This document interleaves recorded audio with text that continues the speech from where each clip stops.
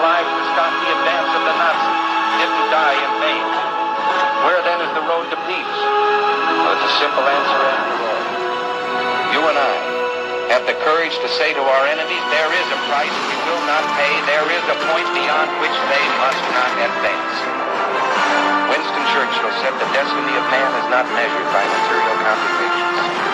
The great forces around the moon and the world, we learned their spirits, not animals. We said there's something going on in time and space and beyond time and space, which, whether we like it or not, spells doom. You and I have a rendezvous with destiny. We'll preserve for our children this, the last best hope of man on earth, or we'll sentence them to take the last step into 1,000 years of darkness.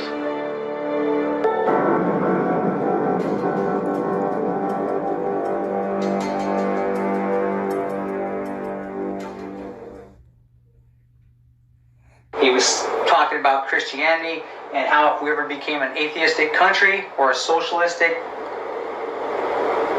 dictatorship under an atheistic regime, the United States would go down. So he tried to do everything in his power he could to stop what was going on. And George Bush Sr. tried 5 times to assassinate Kennedy. That's all been declassified. It was Reagan, not Kennedy. Sometime after that, George Bush Sr. becomes president of the United States.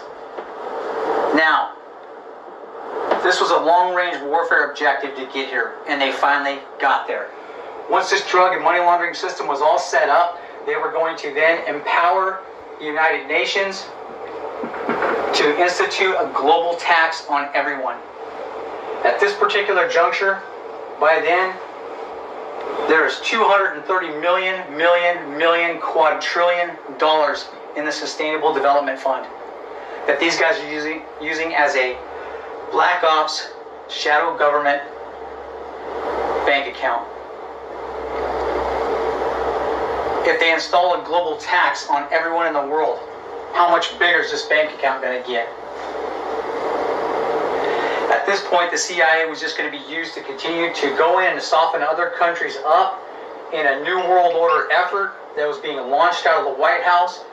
We have before us the opportunity to forge for ourselves and for future generations a new world order, a world where the rule of law, not the law of the jungle, governs the conduct of nations. When we are successful, and we will be, we have a real chance at this new world order, an order in which a credible United Nations can use its peacekeeping role to fulfill the promise and vision of the UN's founders. The long-range objective. Now, this was all heading for the Event Horizon year of 1999. That's where this is all going. This is an Event Horizon year for the country and for the globe. Because once George Bush Sr. got in to be President of the United States, he saw the end of the third and final international bankruptcy coming, and he knew that the U.S. Constitution would dissolve, and the agreement between us and Great Britain would be dissolved at that point or voided and gone. The U.S. Constitution was going to be gone. So he went back to the crown, told his cousins what was going on, and they knighted him. The plan was to resubstantiate the U.S. Constitution so the king could still continue to oversee the international affairs in relation to shipping and commerce of the United States, and the New World Order would be launched out of Washington, D.C., and like I said, a global tax would be instituted by the United Nations, and their plans would be fulfilled.